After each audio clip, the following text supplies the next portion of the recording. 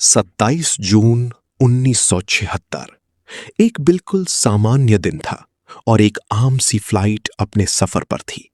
लेकिन किसी को अंदाजा नहीं था कि यही सफर इतिहास के सबसे खतरनाक और साहसी मिशनों में बदलने वाला है। एयर फ्रांस फ्लाइट 139 तेल अवीव से पेरिस जा रही थी। सब कुछ शांत था, लोग अपने अपने सफर में खोए हुए थे। तभी अचानक कुछ लोग खड़े हुए। उनके हाथों में हथियार थे और देखते ही देखते पूरा माहौल बदल गया। कुछ ही पलों में पूरी फ्लाइट पर उनका कब्जा हो चुका था। उन्होंने पायलट को आदेश दिया और प्लेन का रास्ता बदल दिया गया, हजारों किलोमीटर दूर युगांडा की ओर। कई घंटों की लंबी उड़ान के बाद विमान एंटेबे एयरपोर्ट पर उतरा। यहीं से हालात और भी डरावने हो गए। सभी यात्रियों को एक हॉल में ले जाया गया। फिर एक ऐसा फैसला लिया गया जिसने सबको अंदर तक हिला दिया। लोगों को अलग किया जाने लगा। जिनके पास इजरायली पासपोर्ट थे या जो यहूदी थे, उन्हें अलग कर दिया गया। बाकी लोगों को धीरे धीरे छोड़ दिया गया, लेकिन करीब 100 लोग वहीं रह गए, डरे हुए और अनजान भविष्य के साथ। हर गुजरता पल उनके लिए भारी होता जा रहा था। आतंकवादियों ने साफ कह दिया कि अगर उनकी मांगी पूरी नहीं हुई तो किसी को भी जिंदा नहीं छोड़ा जाएगा। उधर इजराइल में माहौल बिल्कुल अलग था।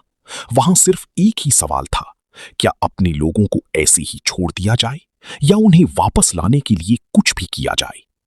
और तभी एक फैसला लिया गया। चुपचाप, बिना किसी शोर के, एक मिशन शुरू हुआ। मोसाद और इजराइल के स्पेशल कमांडो हर छोटी बड़ी जानकारी जुटाने लगे। जिन लोगों को छोड़ा गया था उनसे बात की गई और हर डिटेल समझी गई। एयरपोर्ट का नक्शा, आतंकवादियों की संख्या और उनकी पोजीशन, सब कुछ। और फिर एक उम्मीद की किरण मिली। एक ऐसा इंसान मिला जिसने उस एयरपोर्ट को बनाने में मदद की थी और उसके पास पूरा ब्लूप्रिंट था। अब इजराइल के पास हर जरूरी जानकारी थी। उसी एयरपोर्ट का एक मॉडल बनाया गया और कमांडो बार बार प्रैक्टिस करने लगी। हर कदम और हर सेकंड पहले से तय किया गया। फिर 3 जुलाई 1976 की रात आई। 4 विमान चुपचाप आसमान में उड़े। उनके अंदर बैठे थे वो लोग जो एक नामुमकिन मिशन पर जा रहे थे। उन्होंने इतनी नीचे उड़ान भरी कि कोई उन्हें देख ना सके। कई घंटों बाद वे एंटेबे पहुंच गए। सब कुछ शांत था, लेकिन अंदर हर दिल तेजी से धड़क रहा था।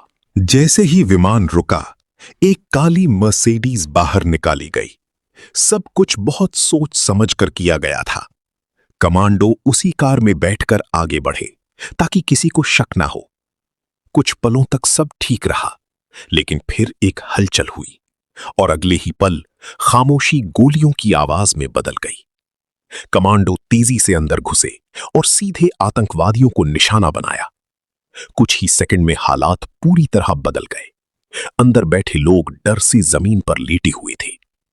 तभी एक आवाज आई, डरिए मत, हम आपको घर ले जाने आए हैं। उस पल जैसे सब कुछ थम गया।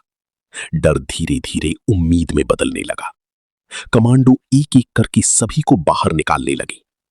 पूरा ऑपरेशन 1 घंटे से भी कम समय में खत्म हो गया। लेकिन ये जीत आसान नहीं थी। इस मिशन की लीडर योनाथान नेतन्याहू वापस नहीं लौट पाई। कुछ और लोगों ने भी अपनी जान गंवाई, लेकिन इसके बावजूद 100 से ज्यादा लोग सुरक्षित वापस आ गए। जब विमान वापस उड़ा तो सिर्फ लोग नहीं, बल्कि उम्मीद भी साथ उड़ रही थी। कुछ घंटों बाद वे अपने घर पहुंच चुके थे और पूरी दुनिया इस मिशन को देखकर हैरान थी। इतनी दूर, इतने खतरे के बीच, इतनी सटीक योजना। ऑपरेशन एंटेबे सिर्फ एक मिशन नहीं था, ये एक एहसास था कि जब बात अपने लोगों की हो तो कोई दूरी बड़ी नहीं होती। और शायद यही वजह है कि आज भी इस कहानी को याद किया जाता है, एक साहस, एक विश्वास और अद्भुत हिम्मत की कहानी के रूप में।